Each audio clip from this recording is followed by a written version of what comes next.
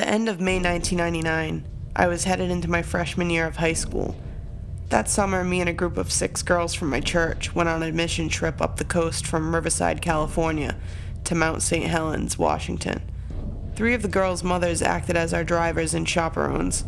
We basically all piled into an old Chevy van and a station wagon, headed up to PCH, and had the trip of a lifetime.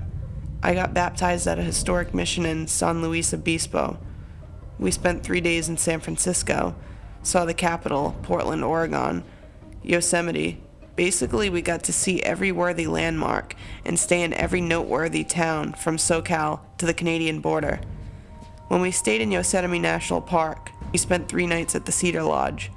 While in Yosemite and sightseeing, the old Chevy van died in the middle of nowhere. Luckily, even though we were unable to get a cell signal within an hour, somebody stopped and helped us. This was so long ago I don't remember all the details, but basically the owner of the van told us later that the mechanic told her somebody tampered with the engine. She was very upset with this and said that it was something that was done intentionally. The van had been abandoned, and we had to use the rental for the rest of the way. I don't know if it's a coincidence, but turns out that Carrie Anthony Stainer, aka the Yosemite Killer, was the maintenance man for the Cedar Lodge during this time. He had murdered and decapitated a park ranger by the time we were guests at the lodge. The very next month, he gained access to a room where a woman and her young daughter and her daughter's young friend were staying under the guise of checking the room for something. Basically, he knocked on the door in the middle of the night, and because he worked for the lodge, they opened the door. He abducted them, then raped and murdered and decapitated them. I can't say that I remember seeing him, but we probably did, as we were there for 3 nights. It's just one of those things that I look back on and think, he could have easily knocked on one of our doors, as it was just a few weeks before, and decided he wanted to abduct and kill us. I feel incredibly lucky, like I dodged a bullet. If the time frame wasn't so close, it wouldn't creep me out as much, but it continues to haunt me 16 years later.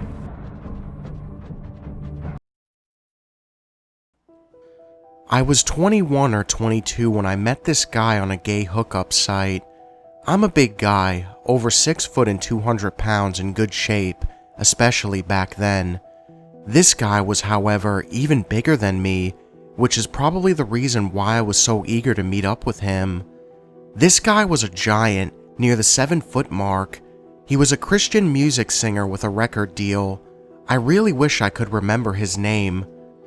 Anyways, after a little bit of small talk, and me teasing him about being a Christian music singer fucking men on the side, we decided to hit the road.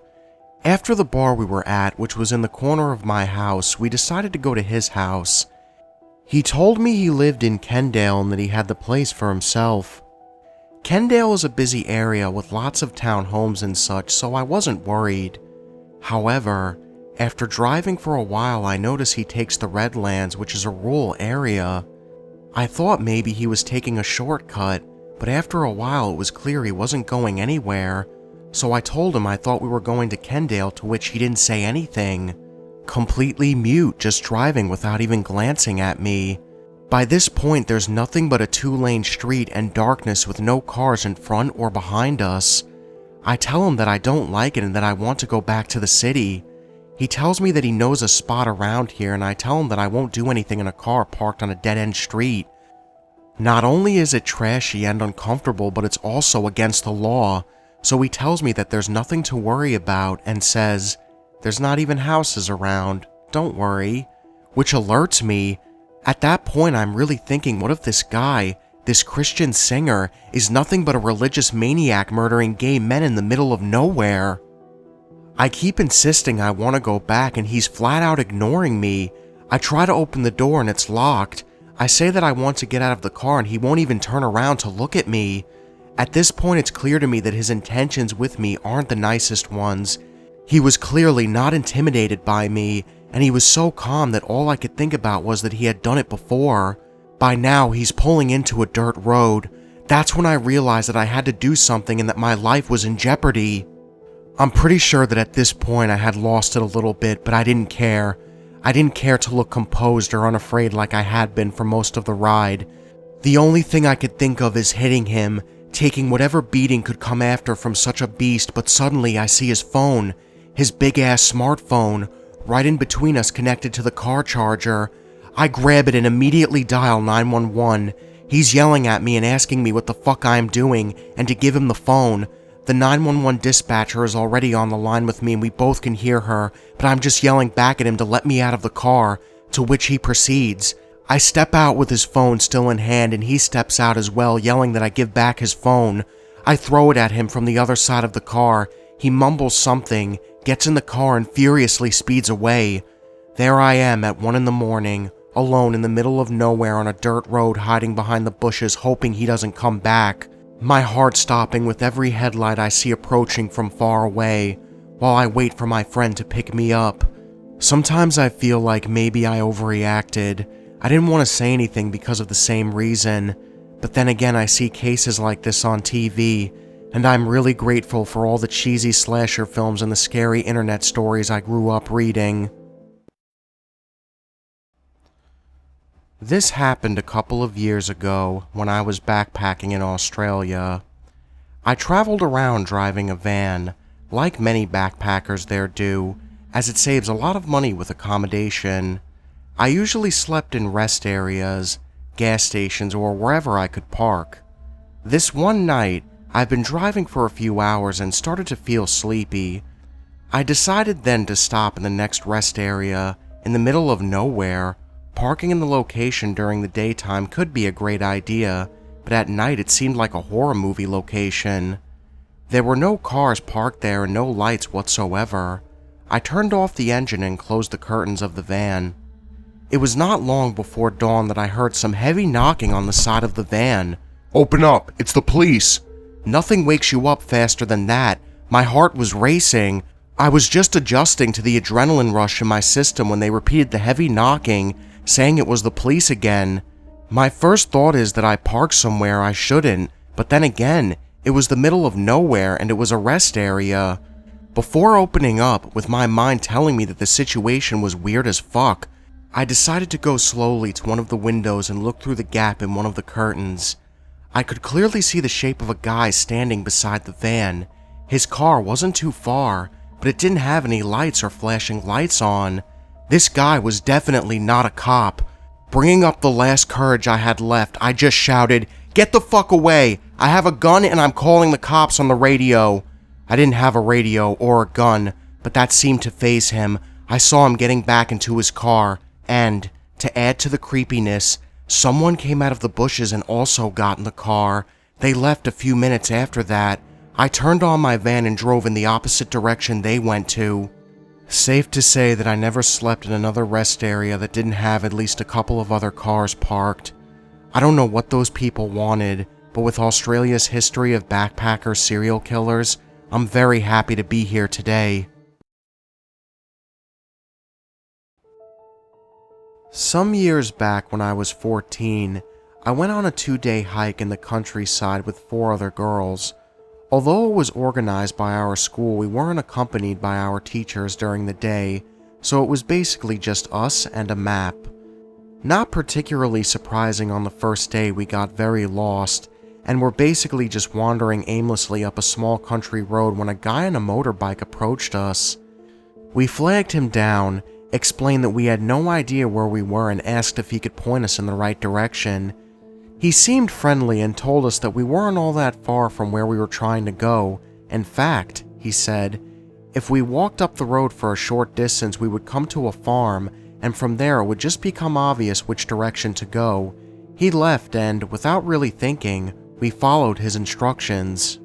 Sure enough, a short way up the road we found said farm, but unlike he suggested, it did not make anything clear as to where we were, as it was essentially in the middle of nowhere. Also, the farm was kind of creepy. It appeared to be abandoned. There was no one, no animals, and no modern farm machinery in sight. It basically appeared to be a collection of very run-down barns. Just being there put us all on edge, but we didn't want to be silly and turn back just because the place was a bit creepy. So we carried on walking past the barns. Some of them had old military-type vehicles in them with smiley faces drawn on them, which added to the general weirdness of the place. Already, some of the girls were saying we should just turn back, but our team leader was keen to press on. Again, pointing out that it would be silly to go back just because we were feeling a bit on edge. We walked past all the barns and the path ended and we were just facing open fields. An old car with one door open and a caravan were parked nearby. We were standing, talking about what to do when a dog suddenly started barking really loudly and wildly in the caravan. It was such a shock, and given that we were all so on edge anyway, we all legged it back out of the farm and collapsed in a kind of wooded area just off the road. We were still there laughing somewhat hysterically at how we'd been so scared of a dog barking, when a truck drove up the road and parked just inside the farm area. We fell silent and watched as a load of maybe 6 or 7 men got out, looking around, including the guy on the motorbike who had given us directions in the first place. Thankfully, they all walked into the farm, in the opposite direction to us, giving us the opportunity to move as fast as we could while still being quiet in the opposite direction, and make some phone calls to our teachers, who came and found us. It literally happened like 7 years ago, but I still think about it quite a lot now, and it still creeps me out sometimes. Who was the guy we asked for directions from? What would have happened if we'd still been in the farm when they'd arrived? What's he doing now? For people asking what happened next, there really isn't an ending to this story, because nothing really happened after. We walked for a considerable amount of time away from the farm and eventually joined a road, rang our teachers and they came and found us. We told the teachers what had happened and they alerted other groups also on the expedition to be careful and not to ask for directions. I got the feeling the teachers thought we had just spooked ourselves and didn't take it that seriously. When I got home, I told my dad and he was seriously freaked and debated going to the police, but as I didn't know where we were when the incident occurred, I hadn't paid particular close attention to the man on the bike, and that nothing had actually happened, he decided against it. After that, nothing else happened. I never heard anything on the news that sounded like a related incident either. So, I think I must have been about 9 years old when this happened. My mom was a single mom and I had a much older brother who lived away from home, and we basically lived in the middle of nowhere, just the two of us. Our closest neighbor was within 15 minutes running distance maybe, but certainly not shouting distance. We had an old main road which ran past our house. We would maybe have 2 or 3 cars pass our house in the evening, who were either heading into our local town or trying to avoid driving on the main road. Our nights were always very quiet. It was the kind of place where if there was a knock on the door, your blood would run cold for a couple of seconds. Usually it was someone who was lost, or occasionally someone had crashed their car on the awkward winding road. Also, for some reason at the time, probably because we couldn't afford it, we also had no curtains, and huge windows along both walls of our living room. It would creep me out a bit when I was on my own, but with my mom, I felt okay. So this one Friday night I sat with my mom watching a movie in our PJs with our dog, our weekend tradition. It was dark and it must have been late, and the knock at the door happens. We do the obligatory double take at each other as both of us instantly freak out for a second, but then my mom, being the parent, acts calm and I calm down. She heads to the door, with me following close behind and hiding behind the fridge, undoes all the locks on the door and opens it, and there's no one there. My mom instantly slams the door and I start silently panicking and looking at my mom for an explanation. She gives me some weak explanation about a deer running into the door, which I obviously don't believe, but I don't argue either. She seems to convince herself everything is okay and packs me off to bed. So Saturday night comes. Being a child, I'd pretty much forgotten the night before, and I think my mom had convinced herself it didn't happen. I don't think it's hard to work out what happened next. The knock again. Obviously, I instantly remember the night before and a chill runs through me. I don't know if any of you ever see your parents look really scared when you were little, but there is nothing more terrifying for a child. My mom obviously tries to act normal. We make our way to the front door. I'm hiding again, and again there's no one there. My mom slams the door. This time it really freaked us both out. As I said, our living room had huge windows on both sides. When the lights were on inside, we couldn't see anything outside, but obviously people could see us. Our living room was also at the center of our house and had the only phone in it in front of one huge window. The thought of walking into that room and having whoever knocked on the door watching us was beyond creepy. We sat in the kitchen for a bit after scrambling to close the kitchen blinds, which we never usually bothered to close because they looked out onto a forest at the back of our house. Eventually, my mom had to do something. Tells me it's probably kids, which even as a child I knew she was grasping at straws, and she heads to the phone to call the police. Eventually, the police turn up. They do a walk of the property and find nothing. They gave us a number and told us to call them if it happened again. The same thing happens the next 3 nights. The police come every time, but as we really live in the middle of nowhere, I can only assume it takes so long to get to us that whoever it is has disappeared by the time they finally get there. Obviously, my mom is terrified by this point, living alone with just her young daughter in the house. I can't even imagine how scary that was. And so, the police agree to do a stakeout on our house that night. We had a little country path which runs off the main road and along the front of our house, so they sat up there, slightly round the corner with their lights off. So they're on stakeout. The police observed a guy turn off his lights and his engine a few feet up the road from our house and roll into the side road in front of our house. He sat there for 2 hours watching our house before getting out and sneaking up to our front door. At this point, the police pounced on him and arrested him. Some creepy man who lives several towns away would just come to watch my mom at night and freak her out by knocking on the door. Just thinking about him watching us that week, or how long he had been watching us before he decided to start knocking. Ugh. So creepy stalker man of the world, let's not meet. I'm not easily spooked. It takes a lot to throw me off balance. But the story I'm about to tell really did shake me up and left me wondering if it's ever really going to be over. I'm a 29-year-old single woman. My career has been my main focus, and as a result, I've been successful at what I do. I'm a safety consultant. Love the irony. I go to people's homes or workplaces to improve the safety. Maybe it's my profession that made me feel like nothing bad would ever happen to me. Spotting risks and dealing with them is what I do best. It started innocently, though. The first time I remember seeing him was when I was stuck in traffic, and he was the driver in the car behind me. I saw him in the rearview mirror. He was smiling and doing a "what can you do about it" gesture. He had snacks and a thermos and started to make himself comfy in the car. He seemed like a relaxed kind of guy. The cause of the traffic block was an accident, and we were stuck for a long time. I guess that's why I remembered his face and his car so well later. Later that same week, I was on my way home from work, which is a 20-minute drive, and I spotted his white Volvo behind me once more. I make my way through the town, and he's still behind me. At this point, my overly risk calculation mind tells me not to go straight home. I was not feeling threatened or scared, just mentally making notes that this man seems to drive the exact same route as I.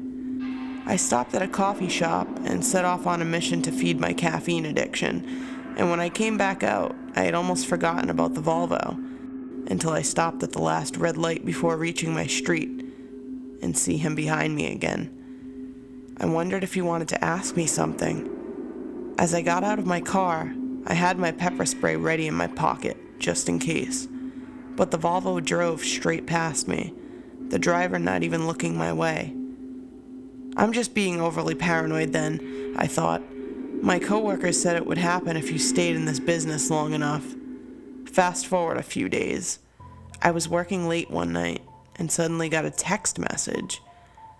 I got the kind of alarm system at my house that will send you a text if anyone tries to get in or tamper with the alarm. I hurried home to check it out, but I found nothing out of order. A case of malfunctioning, maybe? The next morning, my boss phoned me and asked if I wanted to go and meet with a client out of town. He had asked for me, a recommendation from another client. Flattered and eager to land a new big client, I agreed. Since I have zero talent for reading maps and finding my way, I used the GPS in my phone to get the address right. The longer I drove, the less eager I became. The risk calculator in my mind woke up, pointing its index fingers at the things that totally don't make sense. Why did the client say no to a normal process, a telephone contact to discuss the situation and get a picture of that it can make costs to get us involved? Why a meeting right away? And without giving any details about what sort of property it was, I stopped the car and considered the situation. Was I overthinking it? Had I started to become really paranoid without noticing? Or was there something strange about this? I decided that I was probably seeing patterns that weren't really there, and went ahead to find this address. It was hard as the GPS on the phone stopped working. No service out in the middle of nowhere. As I saw the property, I got a strange feeling again. It didn't look like a place anyone would invest any significant amount of money in to protect. It was an old building, old tires and junk scattered all over the yard, and nothing of value anywhere to be seen. Who would want to go out of their way to protect this? Following my instincts, I drove around the property to see the back of the building. I didn't see anyone around, which added to the growing feeling of get the fuck out. As I drove around the corner, I saw a tarp covering a car. The tarp was too small to cover the entire vehicle, and I immediately recognized the shape and color of the white Volvo. I locked the doors and started to turn the car around. Suddenly, there he was, blocking my exit. He was dressed in a suit that looked like it had last seen the light of day when his grandpa was young. He wasn't smiling anymore, not looking a nice, relaxed guy, looking nervous and strained. He started walking towards me, and I saw that he was wearing thick leather gloves despite the hot weather. I looked for an alternative way out, because let's face it, you don't want to run over a person if you can avoid it. It would be hard to claim self-defense without any harm done to me. Maybe he was just a socially challenged person who didn't know how to show his interest in a normal way. "Come on out," he said, his voice sugar sweet, but his face showed no emotion. "Get out of my way," I shouted, opening the window a tiny bit. "I just want to talk. Please shut the engine off and talk to me," he pleaded. "I made scones specially for you. I just want to chat." Saying this, he looked very sad and almost defeated and lonely, and I almost fell for it. What if he was just really lonely and just wanted to invite someone over and had no idea how to do it? The gloves, the hidden car, the alarm system at your house. My inner voice reminded me, "Please don't be mad. I just wanted to surprise you. Don't you like surprises? And all the magazines say that you should surprise your lady with spontaneous romantic things, and I cooked just for you.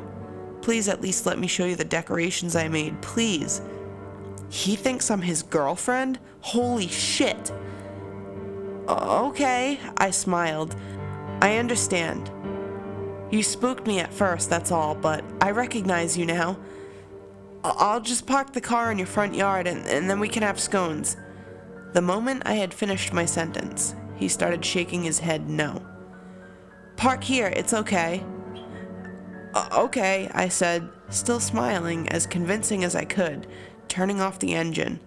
Then I started pulling at the locked door, pretending it was stuck. "Oh my god, the door is doing this again," I sighed. "Damn it, I meant to get it fixed, but I never have the time to take it to the garage. You know what it's like, right? Maybe you can do it for me someday, sweetie." He nods happily and runs up to the car to help me with the door. "Pull downwards and give it a yank real hard," I instructed as I slowly moved my hand to the key ignition. I got the car with him still holding onto the door for dear life. He cried and screamed and kicked as he had let go. I drove home, constantly looking in the rearview mirror, half expecting to see a Volvo. As I stopped at the gas station to phone the police and my boss, I started to feel very sorry for him. How sad a life he must have. The police arrived at the location, but the Volvo man wasn't there anymore. Turned out, he didn't own the place either. It was all a lie. They did find a table set for two, with roses and scones, and now cold tea. They also found a box in the bathroom containing duct tape, cuffs, a woman's nightgown, and a jewelry box with an engagement ring. In the kitchen, an old bread box. They found photos of me from a car, and photos of my house. I don't know if this is over, if he has found someone else to propose to, or if he's planning to try again with me. I have since started to bring my gun to most places, and if he does try again, I'll be ready.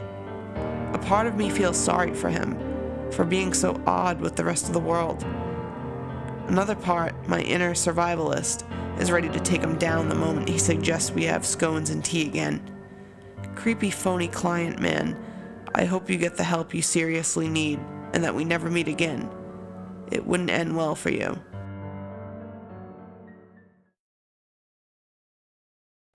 Hey guys, thank you all for watching, and if you enjoyed this video, make sure you hit that subscribe button and join the Nightmare Army.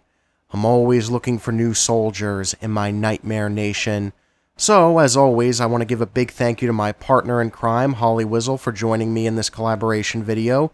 Thank you so much, HollyWizzle, and if you guys haven't, please check her out. She's been on my channel multiple times, and she is awesome, and I definitely think you guys will like her. So anyways, guys, I really hope everybody is enjoying their Tuesday. I actually just watched Street Fighter 2, the animated movie, I think that's what it's called, and I'm not gonna lie, I really wish I would have watched that when I was younger. It was such a good animated movie. Then again, the shower scene with Chun-Li. When I was a little kid, my mom used to watch Batman with me all the time, and I'm pretty sure that was probably an animated movie. She was probably just like, yeah, no, you're a little too young for this. If I was a kid, I swear to God, and I saw that, I would have been like, oh! But guys, as always, thank you all for watching, and just remember, the best ideas always come out of nightmares.